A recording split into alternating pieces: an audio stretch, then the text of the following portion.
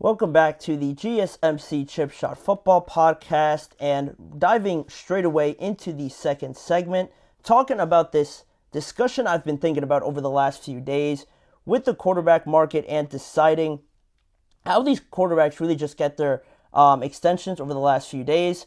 Really mentioning Trevor Lawrence and how he has reset the market based on, really, in my opinion, how just based on all the other teams, he's getting an extension because the Jaguars don't want to be left to last in figuring out their quarterback situation. So Lawrence joins Jared Goff as the only other quarterback to agree to an extension this offseason. Jared Goff got his contract extension, giving him $53 million per year. Then you have Trevor Lawrence, who exceeds Jared Goff's contract, and he now makes tied for first in the NFL at $55 million with Joe Burrow for the highest paid quarterbacks in the NFL. As a starter, I do give the Jacksonville Jaguars credit because I agree in the standpoint of figuring out your contract situation first before anything else, to just get it out of the way, to focus on football. You don't have this dragging on the entire offseason, potentially into the regular season. I don't want that. I credit the Jaguars for getting it all situated, getting it all fixed, and doing that before anybody else. I agree with that point. But at the same time, $55 million for Trevor Lawrence. Are we judging these quarterbacks and how much money we just give out to these guys based on what they have done, the production they've given us, and projecting what they can be? Is that really the benchmark anymore? Or at least seems that it is trending that way based on this contract, based on what Tua could get, on what Jordan Love could get, and just these other quarterbacks around the NFL.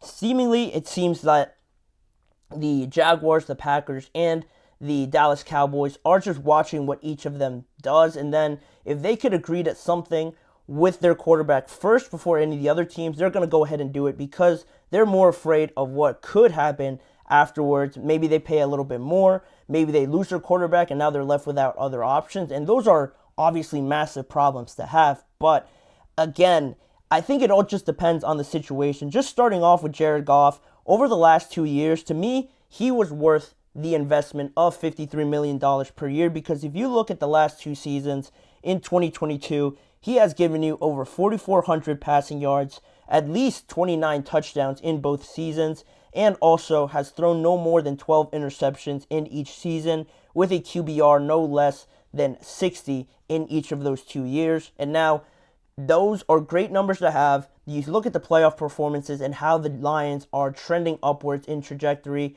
since they got Jared Goff and building the team around him, around Amon-Ra St. Brown, Sam Laporta, all these young guys, but really with Jared Goff as the centerpiece and being that driving force, that leader out there on the field. He, to me, was worth that investment because the Lions have tried other quarterbacks so far before this Jared Goff era, and it hasn't really worked. Dan Campbell and the Lions bet a lot on Jared Goff, and he turned out very well. You see how close they were to reaching a Super Bowl in this second year with the Lions. So to me, that is worth the investment of nearing the highest paid quarterback in the NFL. Not to say that he even got there. He was around there, and I think any Lions fan, anybody in the NFL could agree with that, even because it just fits for the Detroit Lions. But now talking about Trevor Lawrence and giving him $55 million, you look at some of the things that surround Trevor Lawrence and some of the stats and just information of what he has done so far in the NFL.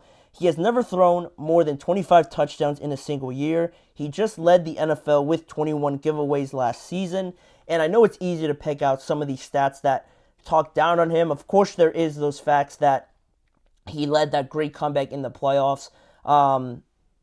Not this past playoff, but the one before that against the Los Angeles Chargers. That was remarkable. That was top-tier quarterback play. And also, he is almost at the top of a lot of Jacksonville Jaguars stats in franchise history. So there is a lot of positives as well. Just depends on the perspective that you take with Trevor Lawrence. But if you're comparing him to other quarterbacks, just look at someone like Daniel Jones. You look at Daniel Jones and his numbers compared to Jared Goff's in their first 50 starts or through their first 50 games. They're very similar. There's not a huge discrepancy with how Daniel Jones has performed and how Trevor Lawrence has performed. Of course, they've each had to go through different circumstances. Daniel Jones dealing with a bunch of injuries, a lot of coaches coming in and out. Trevor Lawrence having to deal with Urban Meyer that first year, then transitioning to Doug Peterson, having a bit of a smoother transition, not really dealing with a lot of injuries like Daniel Jones has had. But I don't think it's fair to some sense when you're talking about Daniel Jones and people constantly just kill him based on his performances, that he's not good enough for the Giants, they lose because of him, they need to find and draft another quarterback, he's not the answer. But Trevor Lawrence is doing seemingly the same thing, at least production-wise, with the stats, and arguably with a better team. I wouldn't say arguably, definitely a better team in the Jacksonville Jaguars, but similar sort of production from both of them, but talked about in very different lights are each quarterback. So that's one thing. And I do acknowledge the opposite side, like I mentioned. Without a decent quarterback, the Jaguars have sort of built this thing around Trevor Lawrence, drafting him number 1 overall. So you would have to restart that progress, and you don't know how long it will be before you find another starting quarterback. That's always the biggest fear. And you will potentially pay more if you wait for Tua and Jordan Love to get an extension, probably Dak Prescott as well. But I only say potentially because this is where you have to take a little bit of a risk. I would imagine if I was in this position in the Jacksonville Jaguars front office and I'm thinking, all right, we have to pay Trevor Lawrence. At the end of the day, I would probably extend Trevor, because throwing yourself out there into the big unknown and not knowing who your next quarterback is going to be, that is a scary thought. And being a Steelers fan, I know how bad it could get. So I would want to extend Trevor Lawrence, right? That's the idea. But you have to take it and contextualize it in a way where you're looking at the competition. And this is where the biggest point of this whole discussion comes in that I'm trying to make, is that you look at around the NFL and teams are looking, if you're the Jaguars, you're looking at the Dolphins, you're looking at the Cowboys, and you're looking at the Packers.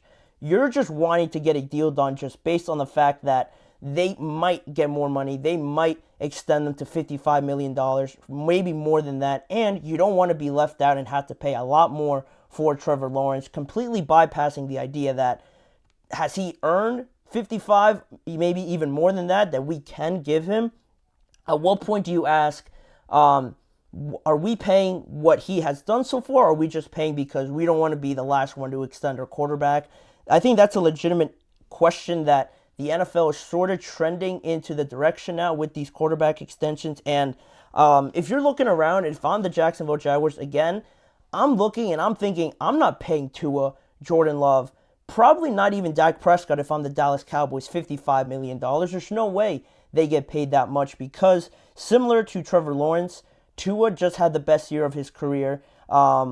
Led the Dolphins to an 11-6 record. They had a very good regular season, but then once you get to the playoffs, they stunk up the joint. So is he already, after 1 year, earned himself enough around $50 to $55 million?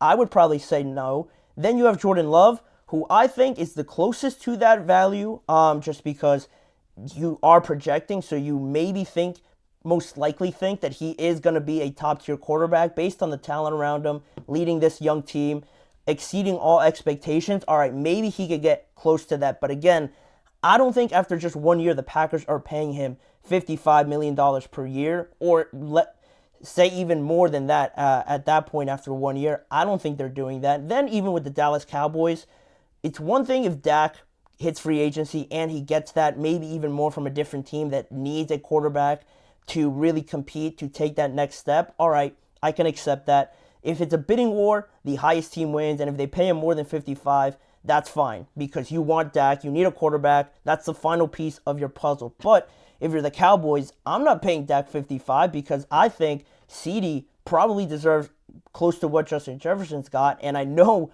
Micah Parsons is going to want close to what Nick Bosa has in $34 million per year. We can't afford to have all three of them. And again, like I talked about in the last segment, with Dak, CeeDee, and Micah, if you're to kick one of those players off and have to keep the other two, is it crazy to say that Dak would probably be the least likely to stay on the Cowboys based on the asking price and based on the value of the other two? I don't think so. And then, like I mentioned, if he hits free agency and somebody pays him more than that, that's fine. But it all depends on the situation you're faced with as of now.